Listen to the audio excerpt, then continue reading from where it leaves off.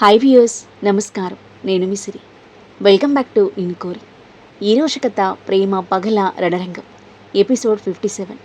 మీ మనసుకు నచ్చే అత్యంత అద్భుతమైన కథ. కథ నచ్చితే లైక్ చేయండి. ఈ కథపై మీ అభిప్రాయాన్ని తప్పకుండా కామెంట్ చేయండి. ఇక కథలోకి వెళ్తే, కారిడార్లో తిరుగుతూ ఆలోచిస్తున్న మిత్రకి మైండ్లో ఒక ప్లాన్ తట్టి మొహం వెలిగిపోయింది. పెదవులపై కొంటె చిరునవ్వు మెరిసింది. వెంటనే ఫోన్ తీసి వినయ్కి కాల్ చేసి ఏవో తీసుకురమ్మని చెప్పాడు. కానీ బాయ్, ఇవన్నీ ఎందుకు? చెప్తాను కానీ నేను చెప్పింది చేయముందు. నీకు గంట మాత్రమే టైం ఉంది. ఇంత త్వరగా?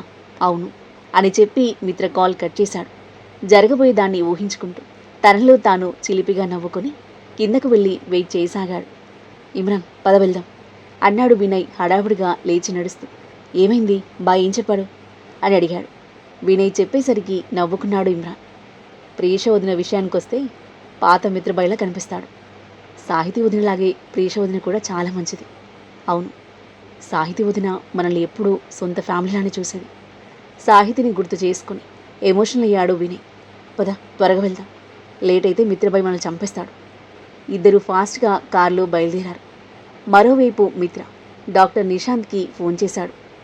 అన్నయ్య, నేను చెప్పింది చేశావా? అది ఎప్పుడో చేసేసాను. కానీ ఈ విషయం దేవకి తెలిస్తే ఏం జరుగుతుందో నీకు తెలుసు కదా.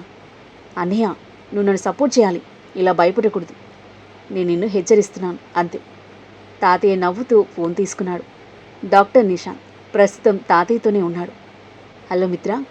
తాతయ్య చూడండి, నేను మంచి పని చేస్తుంటే అందరూ అడ్డంకులు పుడుతున్నారు అన్నాడు మిత్ర.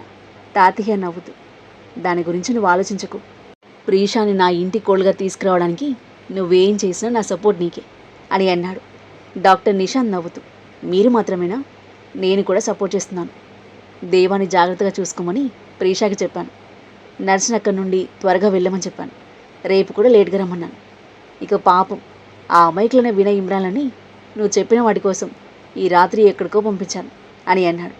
అన్నయ్య, నువ్వు నన్ను తప్ప అందరినీ అమాయకులు అంటావు అన్నాడు మిత్ర. ఎందుకంటే నీ గురించి నాకు బాగా తెలుసురా నవ్వాడు నిశాంత్. మిత్ర, నీకు నచ్చినట్టు చేసుకో. ప్రీష దేవకి భార్య కావాలి, అదే నా కోరిక. తాతయ్య మాటలకి చిన్నగా నవ్వి, మీ కోరిక త్వరలోనే తీరుతుంది తాతయ్య. బాయ్ మనసు నాకు తెలుసు, ఆయనకు అది అర్థమయ్యేలా నేను చూసుకుంటాను అని అన్నాడు మిత్ర. అలాగే, బాయ్ తాతయ్య. అన్నయ్య బాయ్. మిత్ర ఫోన్ పెట్టేసి చిన్నగా నవ్వుకున్నాడు. గంట తర్వాత మిత్ర వినయ్ ప్రీష గదిలో ఉన్నారు. ఇమ్రాన్ బయట ఉండి ప్రీష వస్తుందేమోనని గమనిస్తున్నాడు. ప్రీష కిచెన్లో వంట చేస్తూ బిజీగా ఉంది. కొంతసేపటి తర్వాత పని పూర్తవడంతో ముగ్గురు సీక్రెట్గా గది నుండి బయటకొచ్చారు. మెట్లు దిగుతుండగా ఎదురుగా పైకి వస్తున్న ప్రీష కనిపించింది. ఆమెను చూడగానే అప్పటిదాకా నవ్వుకుంటున్న మిత్ర సీరియస్గా మొహం పెట్టుకుని, వినయ్, మనం వెంటనే పని మీద బయటకు వెళ్ళాలి. అన్నయ్య ఎక్కడికి వెళ్ళే పరిస్థితుల్లో లేడు. ఇంట్లో ఇంకెవరూ లేరు కాబట్టి మనం మన పని చూసుకోవాలి అని అంటుంటే వినయ్ ఇమ్రాన్ ఒకరినొకరు చూసుకుని అమాయకంగా తల ఊపారు. మిత్ర ఏమీ జరగనట్టుగా ప్రీషాను దాటి ముందుకు నడిచాడు. మిత్ర మాటలు విని ప్రీష వెనక్కి తిరిగి మిత్ర అని పిలిచింది. మిత్ర ఏమీ తెలియనట్లు నటిస్తూ హా ప్రీష అని అన్నాడు. మీరెక్కడికైనా వెళ్తున్నారా? అవును, కొంచెం పని ఉంది. ఏమైనా కావాలంటే చెప్పు. లేదు, ఈరోజు నేను గోంగూర చికెన్ చేశాను, నీకు ఇష్టం కదా.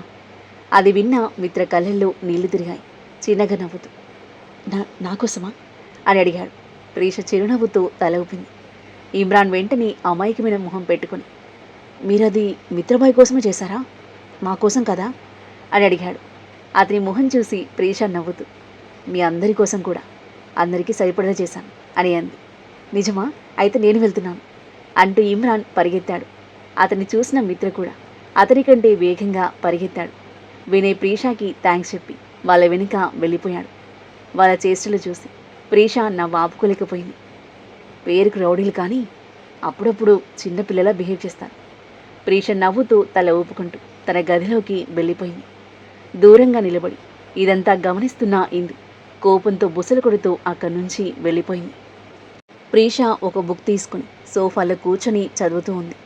కాసేపటికి ఏదో వింత శబ్దం వినిపించింది. కాసేపు ఆగి విన్నది, కానీ దాన్ని పట్టించుకోకుండా మళ్ళీ బుక్పై దృష్టి పెట్టింది. అంతలో డోర్ తట్టిన సౌండ్ వినిపించింది. అది ఎవరో ఆమెకు తెలుసు. డోర్ తెరిచి చేయి చాచగానే బయట ఉన్న పర్సన్ ఫోన్ని ఆమె చేతిలో పెట్టాడు. విధ్వంస్ దాదాపు అరగంట పాటు మాట్లాడాడు. ఫోన్ పెట్టేశాక ప్రీష ఫోన్ తిరిగిచ్చేసి బెడ్పై పడుకొని నిద్రకు ఉపక్రమించింది. కొద్దిసేపటికి తన బెడ్పై ఏదో పాకుతున్నట్లుగా అనిపించింది. కానీ అది తన భ్రమే అనుకుని పక్కకు తిరిగి మళ్ళీ కళ్ళు మూసుకుంది. కానీ మరుక్షణమే ఒక్కసారిగా ఎన్నో వింత శబ్దాలు వినిపించాయి. తన మీద ఏదో ఉన్నట్లు అనిపించడంతో ప్రీష ఉలిక్కిపడి లేచి దుప్పటిని ఒక్కసారిగా తీసేసి గట్టిగా అరిచింది. అదే టైంలో బాల్కనీలో నిలబడి ఉన్నాడు దేవ. అతని ఒంటిపై షర్ట్ లేదు. గాయం వల్ల చాలా వరకు షర్ట్ లేకుండానే ఉంటున్నాడు. తన పక్కన ఉన్న క్యాట్ని నిమురుతూ గజం తాలూకు ఆలోచనల్లో మునిగిపోయాడు. అంతలో డోర్ బడాబడా బాదుతున్న సౌండ్ వినిపించేసరికి దేవ పళ్ళు బిగించి చిరాగ్గా చూశాడు. ఎవర్రా విధవా, గంట కొట్టినట్టు ఏంటా కొట్టడం అని అంటూ డోర్ ఓపెన్ చేసిన వాడల్లా ఎదురుగా కంగారుగా నిలబడి ఉన్న ప్రేషాను చూసి ఒక్క క్షణం సైలెంట్ అయ్యాడు. నువ్వా? ఇక్కడేం చేస్తున్నావు? అది కూడా ఇంత రాత్రి. ఇంకా నా రక్తం పీల్చడానికి ఏమైనా మిగిలిందా? ప్రీష భయంగా తలడ్డంగా ఊపుతూ నేను నా గదిలో పడుకోలేకపోయాను అని అంది. ఎందుకు? నా గదిలో ఎవరో ఉన్నారు. దేవమొహం ఒక్కసారిగా గంభీరంగా మారింది. ఎవరు? నాకు కనిపించలేదు, కానీ నా బెడ్ మీద ఎవరు ఉన్నారు. ఏదో వింత శబ్దాలు కూడా వినిపించాయి. దేవ కోపంతో పళ్ళు బిగించి నీ గదిలోకి వచ్చే ధైర్యం ఎవరికొచ్చింది? నాతోరా అని అన్నాడు. ప్రీష అతని భుజం వైపు చూసి కానీ నీకు గాయమైంది అని అంది. అదిప్పుడు ముఖ్యం కాదు. నా గాయం కంటే నీ గదిలోకి వచ్చిన ఆ నీచులను శిక్షించడం ముఖ్యం అంటూ అతను ఆవేశంగా ముందు నడుస్తుంటే ప్రీష అతన్ని ఫాలో అయింది. దేవామ గదిలోకి వచ్చి చుట్టూ జాగ్రత్తగా చూశాడు. కానీ అతనికి ఎక్కడా ఎవరూ కనిపించలేదు. హే, ఇక్కడ ఎవరూ లేరు. బహుశా నువ్వు కలలో ఏదైనా చూసుంటావు. నువ్వు ప్రశాంతంగా వెళ్ళి పడుకో, నన్ను కూడా పడుకొని అన్నాడు కాస్త చిరాగ్గా. దేవ వెనుక నుంచి తల బయటకు పెట్టి గదంతా బయటికి చూస్తున్న ప్రీష అతని మాటలు విని కొంచెం ధైర్యం తెచ్చుకుని లోపే అకస్మాత్తుగా ఏదో ఆమె పాదాల మీదుగా పరిగెత్తింది. ప్రీష ఒక్కసారిగా ఉలిక్కిపడి ఏమాత్రం ఆలోచించకుండా దేవాని గట్టిగా కౌగిలించుకుంది భయంతో. ఆమె చేసిన పనికి దేవ అలాగే బిగుసుకుపోయాడు, చేతులు కిందకి వేలాడేసుకుని. ప్రీష కళ్ళు గట్టిగా మూసుకుని అతని ఛాతీపై మొహం దాచుకుంది. భయంతో ఆమె శ్వాస వేగంగా మారిపోయింది. పెరిగిన ఆమె గుండె సవ్వడి. ఆ సవ్వడికి వేగంగా పైకి కిందకి లయబద్ధంగా కదులుతున్న ఆమె ఎత్తైన ఎద పరువాలని అతను క్లియర్గా ఫీల్ అవుతున్నాడు. ప్రీష తనకి అంత దగ్గరగా ఉండడంతో దేవ గుండె కూడా ఒక్కసారిగా వేగంగా కొట్టుకోవడం మొదలుపెట్టింది. ఆమె శ్వాస అతని మెడను తాకుతున్నా కొద్దీ అతని మదిలో దేహంలో వింత కల్లోలం మొదలైంది. కొన్ని క్షణాల తర్వాత తన ఫీలింగ్స్ని కంట్రోల్లోకి తెచ్చుకుని పిడికిళ్ళు బిగించిన దేవ ఏయ్, ఇక్కడెవరు లేరు అని అన్నాడు. నేను అబద్ధం చెప్పడం లేదు అంది ప్రీష అతని ఛాతికి ఆనుకుని అమాయకంగా. ఆమె మొహం వైపు చూసిన దేవాకి నోటమాట రాలేదు. భయంతో చెమ్మగిలిన ఆమె కళ్ళు, వణుకుతున్న పెదవులు అతని చూపుని క్షణాల పాటు తన వైపు లాగేసుకున్నాయి. బలవంతంగా తన చూపుని పక్కకు తిప్పుకొని ఉంటే ఎక్కడ మరి? నాకేమీ కనిపించడం లేదు. చూడు, చాలా ఆలస్యమైంది, వెళ్ళి పడుకో, నన్ను ఇబ్బంది పెట్టకు అని చెప్పి ఆమెను వదిలి వెనక్కి తిరిగి బయటికి నడవసాగాడు. ప్రీష అతన్ని ఆపలేకపోయింది. భయంతో గదిలోని ప్రతి మూలని చూస్తూ నిలబడింది. అంతలో మళ్ళీ ఏదో తన కాళ్ళ దగ్గర తగిలినట్టు అనిపించింది. మరోసారి ఉలిక్కిపడి అరిచింది. డోర్ దగ్గరకు చేరుకున్న దేవ ఆమె అరుపు విని చిరాగ్గా వెనక్కి తిరిగి ఏదో అనబోయాడు. కానీ అతని చూపు కన్నీళ్లతో నిండిపోయిన ప్రీష కళ్ళపై పడింది. తన్ని అలా చూసి అతని మొహంలోని చిరాకు ఒక్కసారిగా మాయమైంది. అతని చూపు కిందకు దిగగానే ఒక్కసారిగా షాక్ అయిపోయాడు. వెంటనే గదంతా కలియజూశాడు. గదంతా ఎలుకలే. బెడ్ కింద, నేల మీద, టేబుల్ దగ్గర, సోఫా వెనుక, బాల్కనీలో కూడా ఎలుకలు తిరుగుతున్నాయి. పైగా అవి నార్మల్గా కనిపించే చిన్న ఎలుకలు కూడా కావు, చాలా పెద్దగా ఉన్నాయి. ఇవి ఇన్నెక్కడి నుంచి వచ్చాయి? దేవ నమ్మలేట్లుగా గదంతా చూసి ప్రీషా వైపు చూసేసరికి చేతిలో మొహం దాచుకుని ఏడుస్తుంది. ప్రీషాకి ఎలుకలంటే చాలా భయం.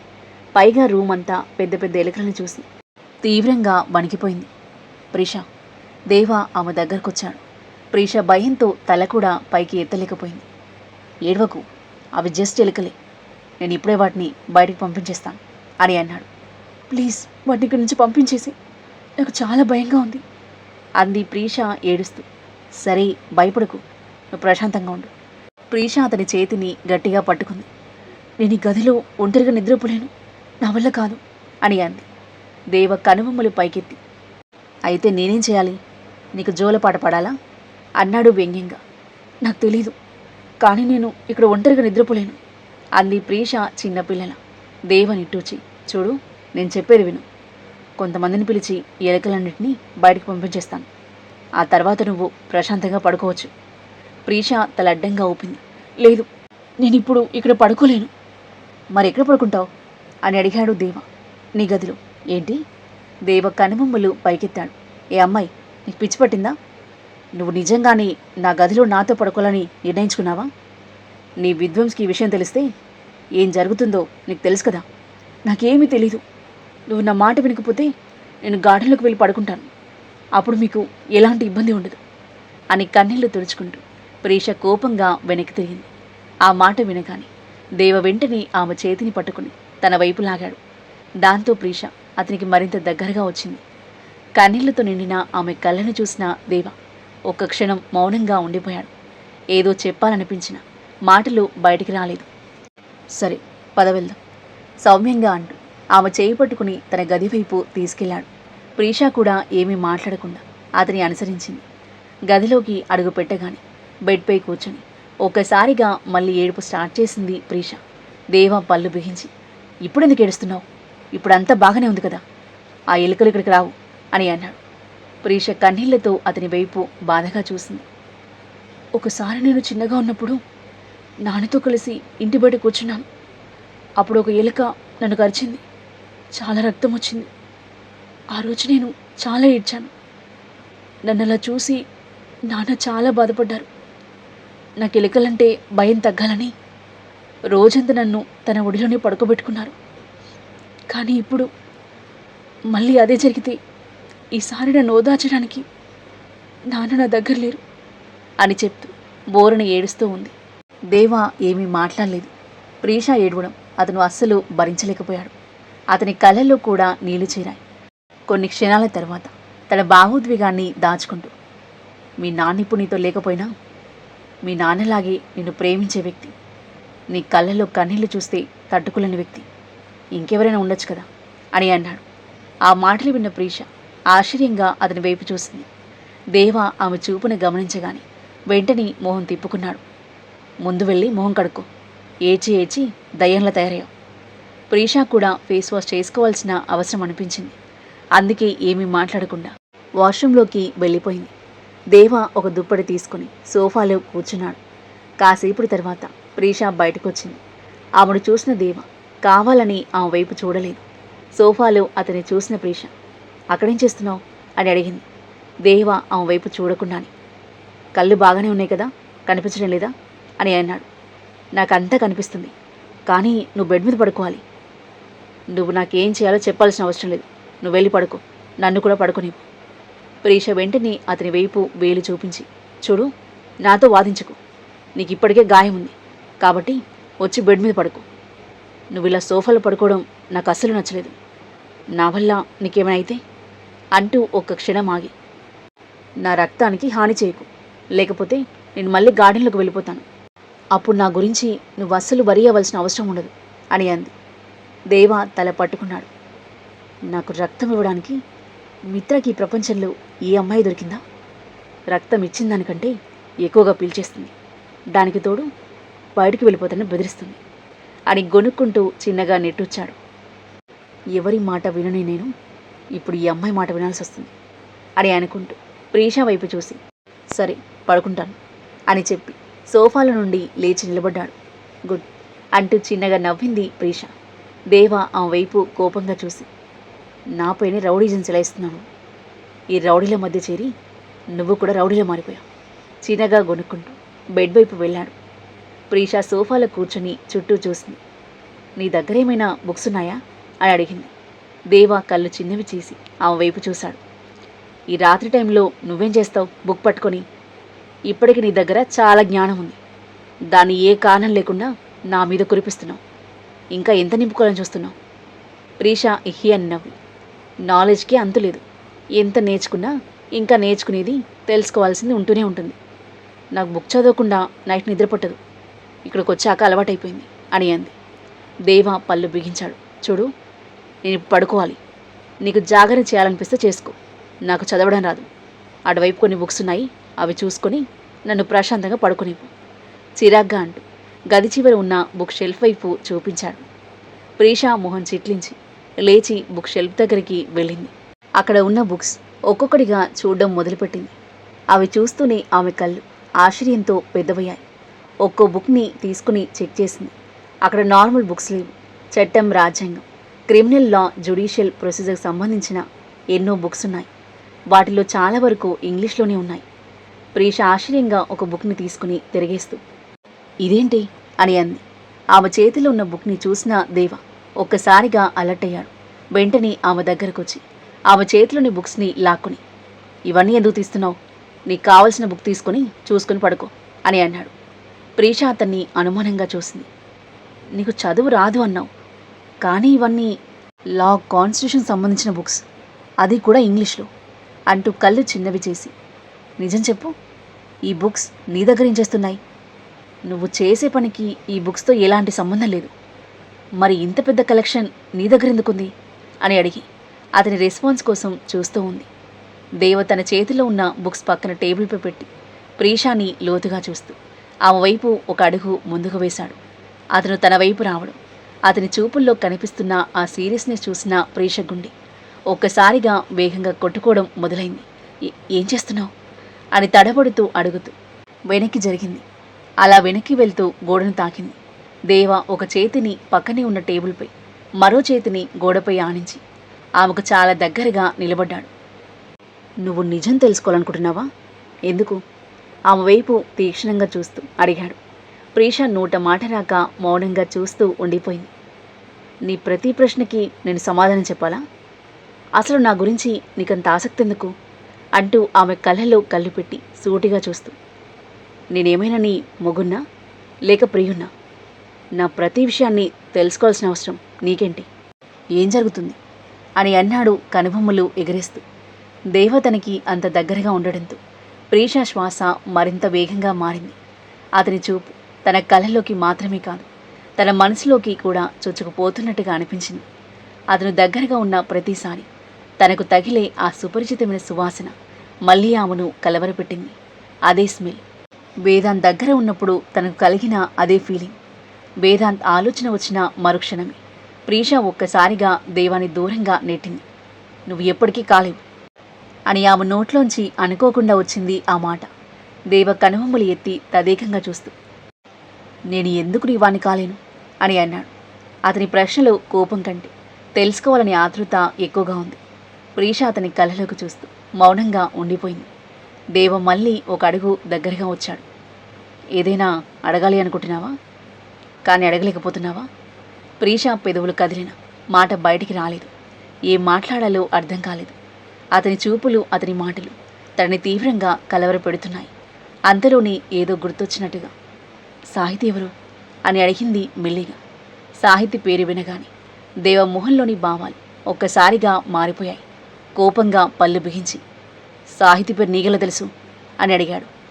అతని కోపం చూసి ప్రీష కాస్త భయపడుతూ, నువ్వు హాస్పిటల్లో ఉన్నప్పుడు మిత్ర ద్వారా ఆమె పేరు విన్నాను అని అంది. అంటే మిత్ర నీకు ఆమె గురించి చెప్పాడన్నమాట. దేవ కళ్ళలో కోపం మరింత పెరిగింది. ఈ మిత్రని నేను వదిలిపెట్టాను అని కోపంగా బయటికి వెళ్ళబోయాడు. ప్రీష వెంటనే అతని ముందుకొచ్చి అతని ఛాతీపై చేయి పెట్టి ఆపింది. ఆగు, అతనేం చెప్పలేదు. దేవ ఆమె వైపు చూశాడు. జస్ట్ పేరు మాత్రమే చెప్పాడు. అంతకు మించి ఒక మాట కూడా చెప్పలేదు. అందుకే నిన్నడిగాను, నువ్వే నాకు చెప్పగలవేమో అని అంది ప్రీష. ఆ తరువాత ఏం జరగబోతుంది? ప్రీష ప్రశ్నకి దేవ సమాధానం చెప్తాడా? సాహితీ గురించి ఆమెకు చెప్పేస్తాడా? ప్రీష దేవల మధ్య ఎలాంటి సన్నివేశాలు చోటు చేసుకోబోతున్నాయి? దేవా వేదాంత్కి సేమ్ బర్త్డే డేట్ ఉండడం వెనుక సీక్రెట్ ఏంటి? విధ్వంస్ చీఫ్ని పట్టుకోవడానికి ఎలాంటి ప్లాన్లు వేస్తున్నాడు? చీఫ్ ఏం చేయబోతున్నాడు? వీరేన్ కోపాన్ని అన్వి చల్లార్చగలదా? మిత్ర తనిష్కల మధ్య ఉన్న ఫ్రెండ్షిప్ ప్రేమగా మారుతుందా? ఈ ప్రేమ పగల రణరంగంలో ఎవరి జీవితం ఏ మలుపు తీసుకోబోతుంది? అద్భుతమైన కథనంతో ఊహ కందని మలుపులతో ఎంతో ఇంట్రెస్టింగ్గా సాగి ఈ కథ యొక్క నెక్స్ట్ ఎపిసోడ్ కోసం మన నెక్స్ట్ వీడియో చూడండి. కథ నచ్చితే లైక్ చేయండి. ఈ కథపై మీ అభిప్రాయాన్ని తప్పకుండా కామెంట్ చేయండి. ఇంకా ఇలాంటి ఇంట్రెస్టింగ్ స్టోరీస్ కోసం మన ఛానల్ని సబ్స్క్రైబ్ చేయండి. Thank you for listening.